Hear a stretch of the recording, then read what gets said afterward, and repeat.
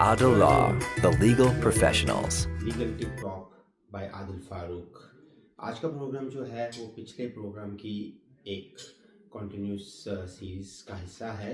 पिछले प्रोग्राम में मैंने रियल एस्टेट ट्रांजैक्शन को लेके उसमें जो एग्रीमेंट ऑफ परचेज सेल होता है उसकी इम्पोर्टेंस के ऊपर आपसे बात की थी और आपको बहुत मुफीद किस्म के उसमें टिप्स भी दी थी कि आपको क्या देखना है उसके अंदर, कैसे आपने उसको अपने इंटरेस्ट को उसमें वॉच करने की कोशिश करनी है। और आज हम एक स्टेप आगे जाएंगे जिसमें कि हम रियल एस्टेट में जो one of the most important part होता है उसको कैसे डील करना है, और वो है फंडिंग। क्योंकि कोई भी प्रॉपर्टी जब आप खरीदते हैं उसके लिए आपको फंड्स की ज़रूरत होती है। जो भी आपने परचेज प्राइस एक उसमें मुकर्रर की होती है एग्रीमेंट ऑफ परचेज सेल में, वो आपने अरेंज करनी है। कुछ प्रॉब्लम यहाँ पे इस तरह से आ जाती है कि बहुत सारे हमारे जो न्यू होम बायर होते हैं उनको इन चीज़ों की अहमियत का अंदाज़ा नहीं होता और वो इस चीज़ को लेके डिले करते रहते हैं कि जैसे ही डेट ऑफ क्लोजिंग करीब आएगी तब वो अपने किसी मॉर्गेज ब्रोकर से या अपने बैंक से रब्ता करेंगे कि हमें फंड्स चाहिए इस ट्रांजैक्शन को कंप्लीट करने के लिए। This is not the right approach. I will suggest जैसे ही आप लोगों का agreement of purchase sale firm हो, फर्म मीन्स कि जैसे ही उसकी तमाम कंडीशंस फुलफिल हो जाए और आपको पता हो कि अब आपने ये डील क्लोज करनी है, उसके फ़ौरन बाद आप अपने मॉर्गेज ब्रोकर से या अपने लेंडर से जिससे भी आपने मॉर्गेज लेना है उससे रब्ता कीजिए। क्योंकि आजकल जो हालात चल रहे हैं उसमें मुख्तलिफ लेंडर जो हैं वो मुख्तलिफ टाइम लेते हैं आपकी मॉर्गेज की एप्लीकेशन को प्रोसेस करने के लिए। It's not a matter of days, sometimes it's matter of weeks, sometimes it's matter of months. It all depends कि आप किस तरह बैंक से अप्रोच करते हैं, आपका क्रेडिट स्कोर क्या है, आपकी डाउन पेमेंट क्या है। ये बहुत सारे फैक्टर्स के अलावा बहुत सारे फैक्टर्स होते हैं जो कि बैंक देखता है। बैंक को इन्वेस्टिगेट करना होता है before they release your funds to the lawyer. तो इसलिए please don't sleep on it, as soon as इसके ऊपर काम शुरू कीजिए ताकि आपकी फंडिंग में डिले ना हो। लेकिन अगर आपके पास कैश फंड्स हैं and you don't need a mortgage, then आप आराम से बैठ सकते हैं क्योंकि वो बैंक आपके बैंक में फ़ंड्स पड़े हुए हैं। वो सिर्फ आपने क्लोजिंग से पहले अपने लॉयर को एक बैंक ड्राफ्ट बना के देना होता है या अपने लॉयर को वायर करने होते हैं उसके अकाउंट्स में फ़ंड्स। हमें बीइंग अ लॉयर आपसे फ़ंड्स क्लोजिंग वाले दिन first thing in the morning चाहिए होते हैं। मैं तो अपने क्लाइंट्स को हमेशा सजेस्ट करता हूँ जो उनके पास फंड्स हैं वो एटलीस्ट एक दिन पहले हमें ला के दे दें, ताकि अगर उनको कोई किसी किस्म की दुश्वारी आए अपने फ़ंड्स को बैंक से मूव आउट करने में तो उसको हैंडल कर सकें। और जहाँ तक रही बात मॉर्गेज की, उसका प्रोसेस कुछ इस तरह से होता है जैसे ही आप अपने मॉर्गेज ब्रोकर के थ्रू या खुद डायरेक्टली आप बैंक से डील करते हैं और बैंक आपको जब तमाम इंटरनल प्रोसेस कंप्लीट करके उस आपको अप्रूव करता है मॉर्गेज के लिए, तो वो उसके कुछ दिन बाद वो हमें आपकी मॉर्गेज के documents via portal, via fax और वाया ईमेल हमें भेज दिए जाते हैं। जब वो डॉक्यूमेंट हमारे पास आ जाते हैं तो हमें भी उन डॉक्यूमेंट्स को कंप्लीट करने का कुछ टाइम चाहिए होता है। It varies from lender to lender. कुछ लेंडर्स ऐसे हैं जिनके डॉक्यूमेंट्स तैयार करने में बहुत ज़्यादा टाइम नहीं लगता, लेकिन कुछ लेंडर्स ऐसे भी हैं जैसे बी क्लास लेंडर्स हैं जिसमें ज़्यादातर जिनकी रिक्वायरमेंट बहुत ज़्यादा होती है।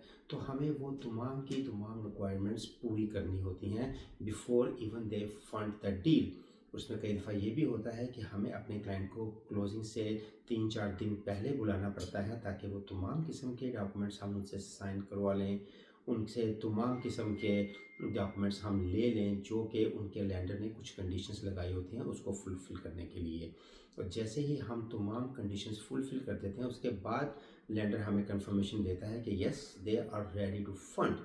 लेकिन अगर आप बैंक के पास जाने में डिले कर देते हैं तो कई दफ़ा ऐसा भी होता है कि क्लोजिंग के टाइम पे आपका बैंक हमें इंस्ट्रक्शंस नहीं भेजता। फिर उस सूरत में आपको काफ़ी परेशानी का सामना करना पड़ता है क्योंकि आपके पास फंड्स तो अवेलेबल होते नहीं हैं। दैन आपकी रिक्वेस्ट पे या आपके मॉर्गेज ब्रोकर की रिक्वेस्ट के ऊपर हमें जो वेंडर है उससे आपके घर की क्लोजिंग की एक्सटेंशन लेनी होती है। लेकिन ये चीज़ आपको पता होनी चाहिए कि ये जो एक्सटेंशंस होती हैं ये फ्री ऑफ कॉस्ट नहीं होती। इट ऑल डिपेंड्स कि आपकी इस एक्सटेंशन की वजह से जो वेंडर है उसको कितना नुकसान हुआ है। आप ये हमेशा याद रखिएगा। कि agreement of purchase sale firm होने के बाद ये आपकी जिम्मेदारी है कि आप उस फंड्स को अरेंज करें। अगर आप द लास्ट मोमेंट पे आके वेंडर को ये एक्सक्यूज़ देना चाहेंगे कि हो मेरे मॉर्गेज ब्रोकर ने कुछ गलती कर दी, या मुझे डिले हो गया, या मेरे फंड्स कहीं स्टक हो गए, they don't care about that, क्योंकि उनकी भी आगे कमिटमेंट होती हैं। कई दफ़ा तो ऐसा भी होता है कि जिससे आप घर ख़रीद रहे हैं, उन्होंने जो फंड्स आपसे मिलने हैं, उन्हीं फंड से उन्होंने आगे अपना नया घर ख़रीदना होता है। तो इस तरह एक चेन बन जाती है बहुत सारी ट्रांजैक्शंस की। और प्लीज़ प्लीज़ ये हमेशा याद रखिएगा, इस किस्म की चेन में अगर अनफॉर्चुनेटली आप स्टक हो गए हैं, तो चेन के नीचे जितने भी लॉयर्स और दूसरी पार्टीज़ हैं, उनके जितने भी डैमेजेस हैं वो आपको पड़ेंगे, क्योंकि आपकी वजह से ये चेन क्रिएट हुई है। आपकी वजह से ये पहली क्लोजिंग टाइम पे नहीं हो सकी, जिसकी वजह से दूसरी पार्टी को लॉस हुआ, वो क्लोज नहीं कर सकी अपनी ट्रांजैक्शन, उसकी वजह से तीसरी पार्टी को लॉस हुआ। तो उन तमाम लॉसेस को एक्यूमुलेट करके वो आपसे क्लेम करेंगे कि आप ये तमाम लॉसेस पे करें, और ये उनका राइट भी है ऐसी चीज़ें क्लेम करने का, क्योंकि ज़िम्मेदारी फ़ंड्स अरेंज करने की आपकी है।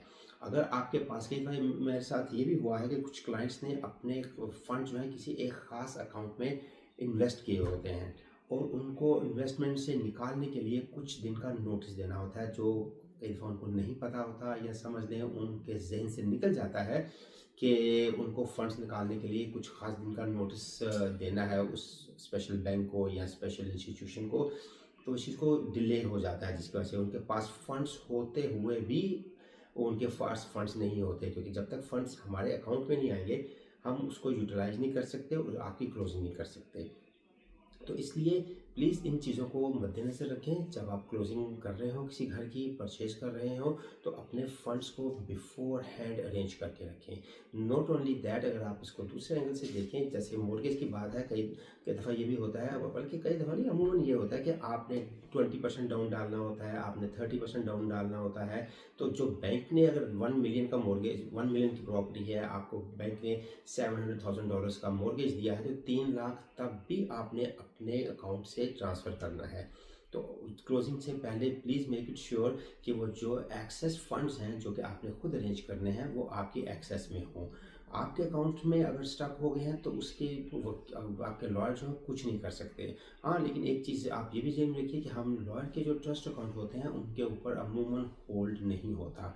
जैसे कि आपके एक रेगुलर अकाउंट पे होल्ड आ जाता है, जिसका मतलब ये है, इसका आसान लैंग्वेज में, कि अगर आप हमें $1 लाख का चेक देते हैं, सर्टिफाइड चेक या बैंक ड्राफ्ट, जैसे ही हम अपने अकाउंट में जमा करवाते हैं, वो फंड्स हमारे पास रेडीली अवेलेबल होते हैं। तो हम उस चीज़ को फैसिलिटी को यूटिलाइज़ करके वो क्लोजिंग टाइम पे कर देते हैं। लेकिन the bottom line is, funds तो आपने ही अरेंज करने हैं, चाहे वो थ्रू आपके मॉर्गेज के हों या थ्रू आपके अपने पर्सनल सेविंग्स या कहीं और से आपने अरेंज करने हो। तो आई होप ये छोटा सा क्लिप जो है, आप देखने के बाद आपको ये थोड़ा सा इस चीज़ को अंदाज़ा हो चुका होगा कि फ़ंड्स की कितनी इंपॉर्टेंस है, और आपको बिफोर हैंड इनके ऊपर काम करना चाहिए। Thank you very much for watching legal tip talk bye Adil Farooq.